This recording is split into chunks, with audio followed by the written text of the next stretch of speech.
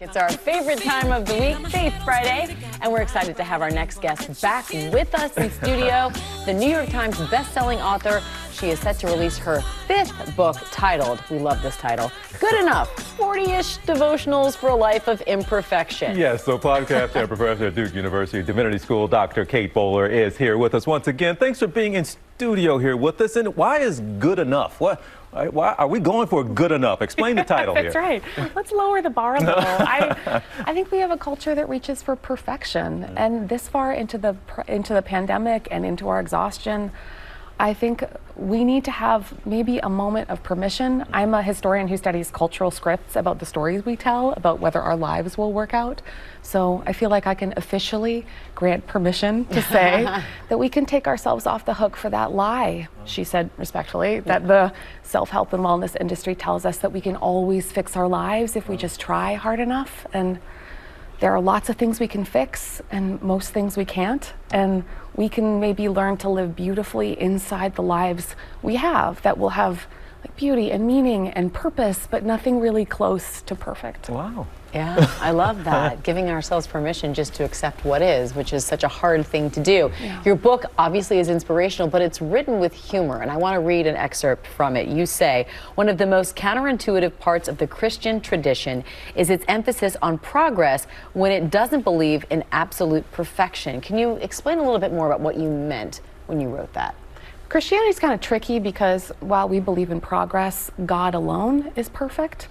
And so we sometimes forget when we're hooked on the next sort of 5-step easy plan for health, wealth, and good habit formation or something, that God loves our limits and our rest and even our dumb joys.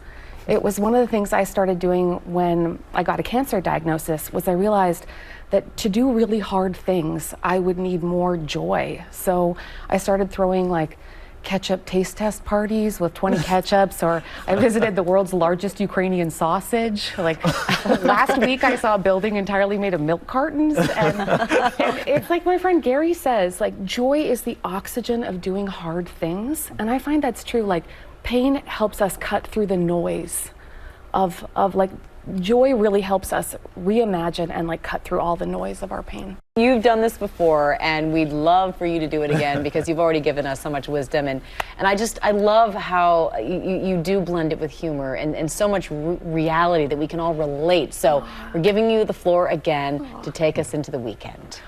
I think sometimes we see a picture from before the pandemic, before a health scare, before a heartbreak, and we feel that little pang that maybe we were better before. And I mean, I feel that way all the time. Like this far into cancer, I think I'm on my 9th belly button, and this one is my least favorite. So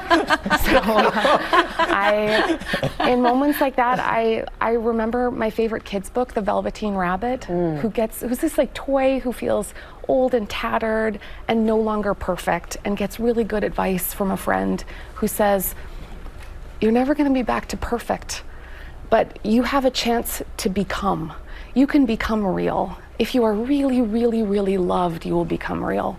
So when we feel careworn or exhausted or tired, I think that's our chance to kind of let go of perfect and remember what the book says, that when we are real, we can never be ugly except to people who don't understand. Oh, you're like actually bringing tears to my eyes. Goodness. Oh my goodness.